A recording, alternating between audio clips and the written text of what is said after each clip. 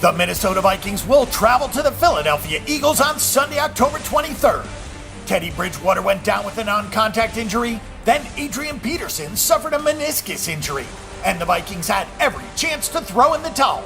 But heading into Week 7, the Minnesota Vikings are the league's only unbeaten team as they visit the Philadelphia Eagles. They're laying a growing price on the road coming out of a bye week as the number has gone from -1.5 to -2.5 with some early one-sided action. Mike Zimmer has put together a brilliant game plan week after week to push the team out to 5-0 both straight up and against the spread. They've won each of their last 3 games by double digits, including one as a road underdog against the Carolina Panthers. It's been an incredible run for Minnesota, and it doesn't seem to be stopping anytime soon. The Philadelphia Eagles started 3-0 both straight up and against the spread for Doug Peterson, but they've dropped 2 straight games coming out of a bye week in Week 4. How long can the Vikings sustain what they've been doing with an anemic offense? Sam Bradford has completed 70.4% of his passes, but he's not throwing the ball down the field. He has 6 touchdowns against 0 interceptions, and the Vikings have turned the ball over just once this season. Minnesota has only run for 2.5 yards per carry, as Jerick McKinnon and Matt Asiata have shared rushing attempts in Adrian Peterson's absence. Stefon Diggs has been electrifying in the passing game, but he has also been hobbled by injury. The Vikings have allowed a completion percentage of just 55.5%, and they have only allowed 7 offensive touchdowns through 5 games.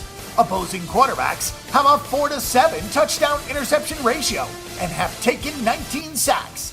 It hasn't gone much better on the ground as the Vikings have stuffed the run to the tune of 3.7 yards per carry. Amazingly, with such a physical defense, the Vikings have committed the 3rd fewest penalties on that side of the ball. They have forced a turnover on 19.3% of opposing drives and have allowed points on just 21.1% of opposing drives. Minnesota's 12 takeaways rank tied for 2nd in the NFL.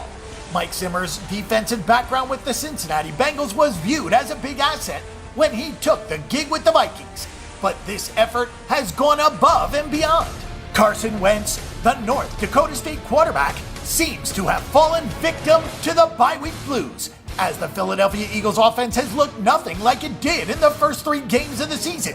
Wentz has completed 65% of his passes with a 7-1 touchdown interception ratio, but he's also taken 12 sacks.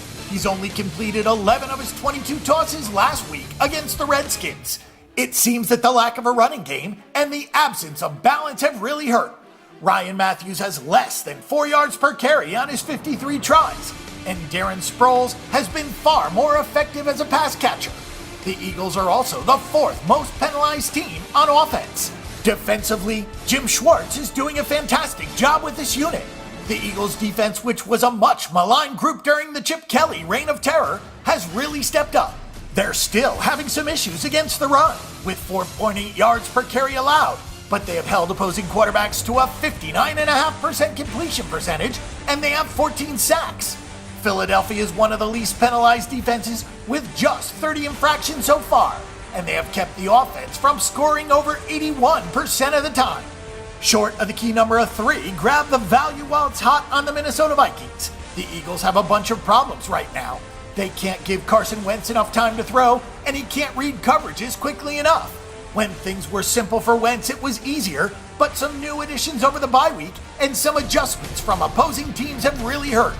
Mike Zimmer is coming off a bye with a coaching edge in this game, and the Vikings have the most ferocious defense in the NFL. Going up against a rookie quarterback with extra time to prepare, there seems to be only one way to go in this game, and that's to take the Vikings at -2.5 points.